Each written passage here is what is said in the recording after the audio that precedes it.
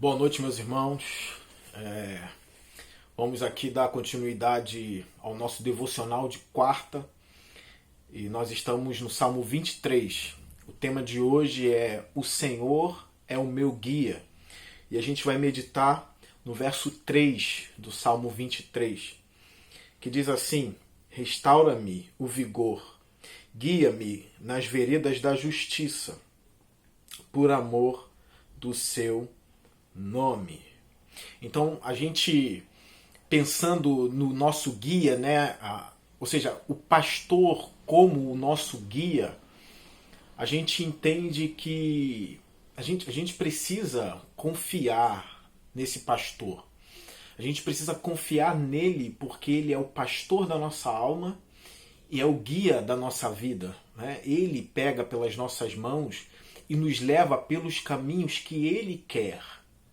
E que não são caminhos de mal, mas são caminhos de paz. Como a gente já falou na semana passada, né? Que o Senhor é que sabe os pensamentos que tem sobre nós.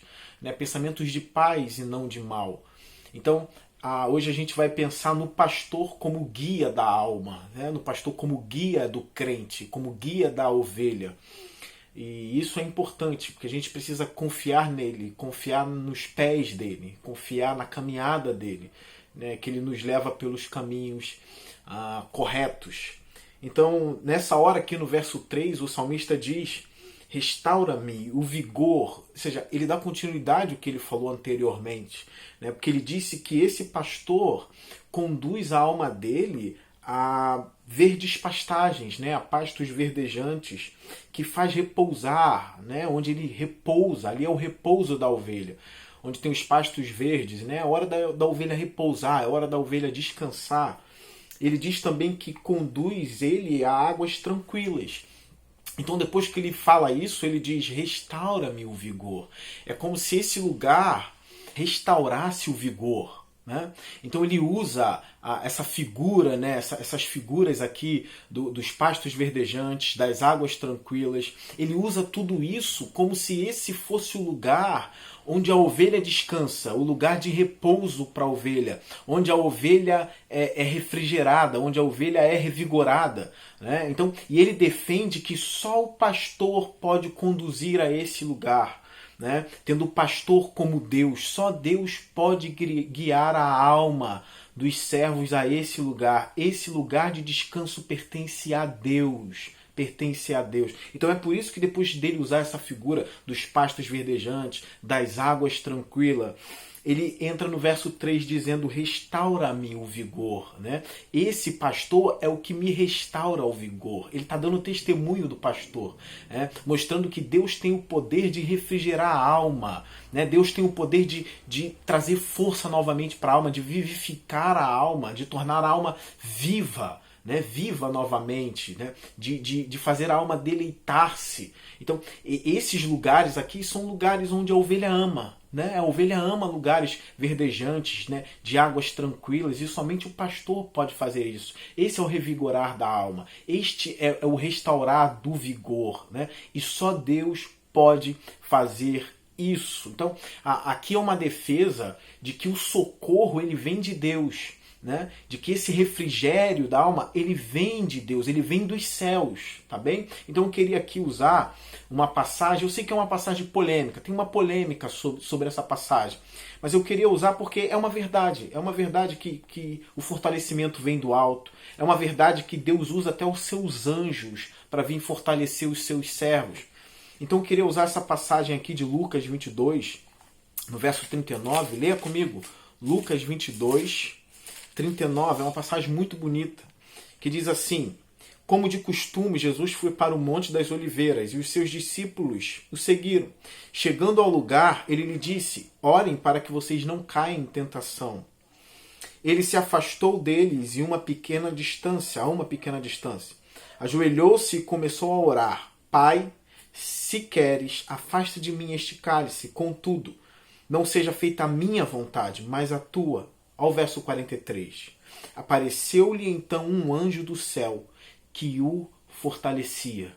Tá? Ou seja, esse fortalecimento vindo do alto, esse revigorar da alma vindo dos céus, vindo dos céus. Isso, na verdade, era um anjo que estava fortalecendo ali, mas isso é o cuidado de Deus com o próprio Cristo. Entende? Porque o anjo, ele faz a vontade do Senhor, ele é enviado de Deus. Então, o anjo aqui foi enviado para, de alguma forma, fortalecer e pastorear a vida do Cristo. Né? Aqueles que não gostam de usar essa passagem, né, por causa das polêmicas que envolvem essa passagem, a gente tem uma outra passagem que fala desse cuidado de Deus na alma dos seus servos, né, e usando até mesmo anjos para revigorar e fortalecer os seus.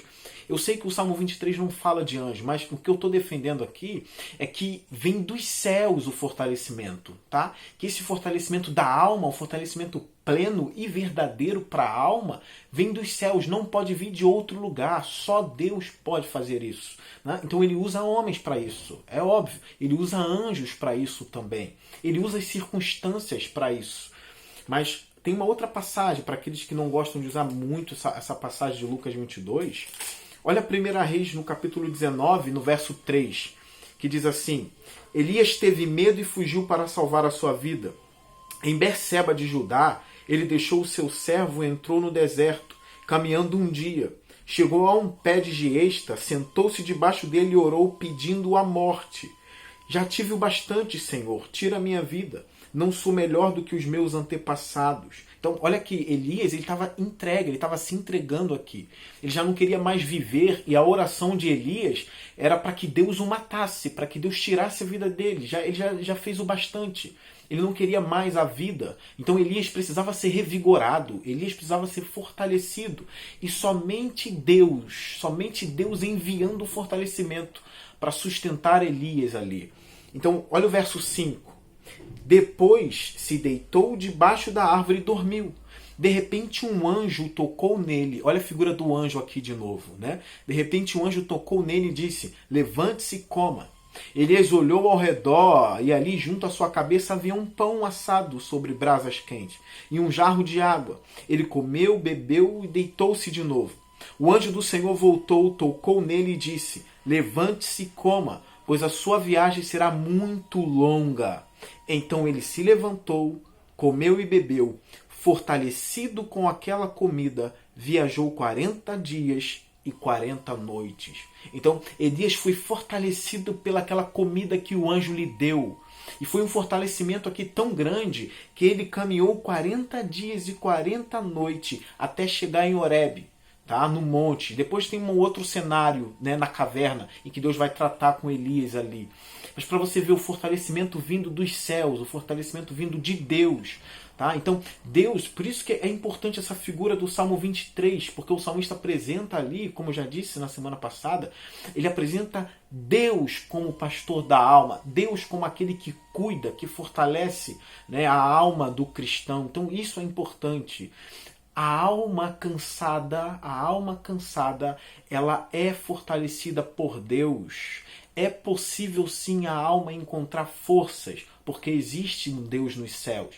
Eu quero lembrar aqui e trazer à memória de vocês o Salmo 121, que diz assim: elevo os meus olhos para o monte e pergunto, de onde me vem o socorro? O meu socorro vem do Senhor, que fez os céus e a terra. Então, o socorro vindo de Deus, não dos lugares mais altos da terra, como os montes, né? Não em palácios, não pela força do braço do homem, não, mas o socorro vem do Senhor, né? E ele conclui que fez os céus e a terra. Isso é revigorante, né? Porque ele sabe que quem está cuidando da vida dele é o mesmo que fez os céus e a terra. Né? Por isso que é importante aqui da figura não apenas de ter um pastor, né, como guia, porque o tema aqui é o meu guia, o Senhor o meu guia, o pastor como guia, né? Mas não simplesmente em ter um pastor, mas saber que o pastor é Deus. Ele é o Senhor. Então é por isso que ele diz: o meu socorro vem do Senhor que fez os céus e a terra. Então o socorro da minha alma está nas mãos daquele que criou o mundo. Né? Então, para quem criou os céus e a terra, fica muito fácil cuidar da alma abatida. Se ele teve poder para criar tudo isso, por que ele não tem poder para revigorar a sua alma? É claro que ele tem poder. Fica muito fácil lidar com o ser humano, né, quando né, quando aquele que lida é o Criador de todas as coisas, é o Criador de tudo, fica muito fácil. Então Deus sabe revigorar a alma, Deus sabe, Ele conhece o caminho que leva aos pastos verdejantes. Então, antes de ir para esse caminho aqui que leva aos pastos verdejantes, eu queria ler o que o Spurgeon fala sobre essa passagem. É um trecho muito pequenininho aqui do Charles Haddon Spurgeon. Ele diz assim: quando a alma fica triste, o Senhor refrigera. Quando é pecadora, Ele santifica. Quando é fraca, Ele a fortalece. É Ele que faz. Os seus ministros não podem fazer se Ele não fizer. A sua palavra não tem eficácia por si só. Refrigera a minha alma. Alguém está com pouca graça? Estamos sentindo que a nossa espiritualidade está em seu ponto mais baixo? Aquele que transforma a maré baixa em inundação pode refrigerar nossa alma, restaurando-a. Ore a Deus, e então, pela bênção, refrigera-me tu, pastor da minha alma. Só Deus pode fazer isso. O socorro vem dos céus. O revigorar da alma vem dos céus. Então eu queria voltar aqui para outra parte, que é a parte final do nosso devocional, do Salmo 23, que diz assim, a outra parte, né? Guia-me nas veredas da justiça, por amor do seu nome. Ou seja, né, o pastor como guia, né? Guia-me nas veredas da justiça. Ele está guiando os seus. É necessário a gente confiar nas mãos do pastor, né? Porque ele é o nosso guia, ele sabe para onde está nos levando, ele conhece os caminhos que a gente tem passado, porque é ele que tem nos levado, né? Então, ter Deus como guia é ter a certeza, é saber que nós estamos sendo conduzidos para o melhor lugar que existe, né? O lugar de refrigério da alma. Então, ele guia aqui pelas veredas da justiça, da justiça, né? Veredas aqui são caminhos estreitos, tá? São caminhos estreitos. E esses caminhos aqui são os únicos caminhos, essas veredas são as únicas veredas que levam a ovelha aos pastos verdejantes. Não existe outro caminho para isso, não existe. Tá? Então somente o pastor conhece essas veredas. É por isso que a gente precisa de um guia. A gente precisa de Deus nos guiando, porque a gente não chega nesse lugar sem Deus, né? Então, às vezes a gente pode pensar assim, se fosse eu não passaria por aqui, né? O caminho está difícil, essas veredas são estreitas, né? Às vezes o caminho é difícil, se fosse eu não passaria por aqui, tá? Mas lembra de uma coisa, quem está te conduzindo é Deus, tá? Ele é o guia, e esse é o único caminho. Esses caminhos que ele tem, né? Esses caminhos que ele tem percorrido com você, né? Te guiando, te levando, são os únicos caminhos que levam a sua alma, né? Que levam a sua alma ao lugar de descanso. Não tem outro. Esse é o caminho. E o salmista não diz, né? Guia-me nas veredas da facilidade. Ele não diz isso. Ele diz, guia-me nas veredas da justiça. No caminho da justiça, no caminho da verdade. Isso aqui a gente tem que transformar em oração, né? Senhor, me guia pelo caminho da verdade, me guia pelo caminho da justiça, me guia pelo caminho que me leva aos pastos verdejantes, me guia pelo caminho do escape, né? Pelo caminho onde eu vou me encontrar contigo, me leve por esses caminhos, ainda que eu ache esses caminhos difíceis, né? Ainda que o Senhor conduza a minha alma por caminhos que são meio doloridos, né? Ou dolorosos, entende? Mas me leva, Senhor, porque esse é o caminho onde eu vou me encontrar contigo, é o caminho de descanso, entende? Então é pelo caminho da justiça, pelo caminho reto. Aí aqui eu lembro do Salmo 139, que ele diz, vê se há em mim algum caminho mau e guia-me pelo caminho eterno. Então é necessário a gente olhar para esse Salmo, a gente meditar nele, a gente orar ele e confiar no condutor, né? Confiar no guia. De pensar e refletir e entender o seguinte, eu preciso confiar no meu guia. Ele sabe para onde está me levando. Ele conhece o caminho, ele conhece essas veredas, né? Esses caminhos estreitos. Ele conhece isso. Então a gente precisa orar para que Deus nos dê essa confiança, né? A confiança de se entregar totalmente nas mãos do guia. E aqui, né, ele finaliza essa parte dizendo, por amor do seu nome. Ou seja, guia-me pelo caminho da justiça por amor do seu nome. O que significa isso aqui? Por amor do seu nome é como se fosse de acordo com o seu caráter revelado, ou seja, de acordo com o seu caráter, né? Porque o Senhor ama isso, o Senhor ama a justiça, o Senhor ama a misericórdia, né? O Senhor ama a compaixão. Então, por isso, por amar o seu nome, por amar quem o Senhor é, né? Por amar o seu caráter que foi revelado a nós como um caráter misericordioso, amoroso, justo, né? Então, por amor a isso, por amor ao seu nome, aquilo que carrega a identidade de Deus, né? Por amor a isso, Senhor, me conduz pelo caminho da justiça, pelo caminho da retidão, pelo caminho eterno, pelo caminho eterno.